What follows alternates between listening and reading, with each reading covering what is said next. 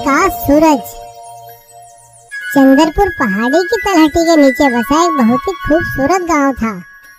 वहाँ के लोग बहुत ही मेहनती किसान थे और अपने खेतों में दिन रात काम किया करते थे।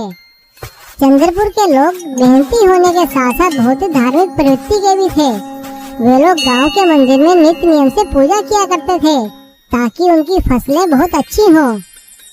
सब कुछ सही चल रहा था, लेकिन एक दिन अचानक गांव के पंडित ने गांव वालों से कहा, अरे गांव वालों, देखो मैं तुम्हें एक सलाह देता हूँ कि तुम लोग आज से सूर्य देवता की पूजा अर्चना शुरू करो, क्योंकि सूर्य देव ही हैं जो हमें रोशनी देते हैं। जी पंडित जी, हम ऐसा ही करेंगे। और उस दिन के बाद से चंद्रपुर के सभी लोगों ने सूर्य देवता की पूजा करनी शुरू कर दी और वो लोग अपने इष्ट देव चंद्रदेव को भूल गए, क्योंकि चंद्रपुर का नाम तो चंद्र देवता के नाम पर ही पड़ा था। पूरे गांव में अपनी अधिक पूजा होती देखकर ऊपर आकाश में सूर्यदेव बहुत ही प्रसन्न हो गए और अपनी पूजा ना होती देखकर चंद्रपुर से चंद्र देवता नाराज हो गए। सूर्य देवता के खुश होने के कारण बहुत अधिक गर्मी पड़ने लगी और चंद्रदेव के नाराज होने के कारण रात को बिल्कुल अंधेरा होने लगा।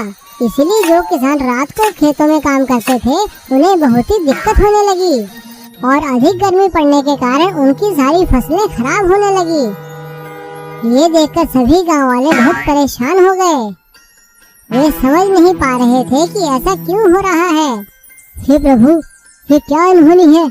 हमारी फसलें तो अच्छी होने की जगह और ही खराब हो रही है। हाँ भैया, मैं भी यही सोच रहा हूँ।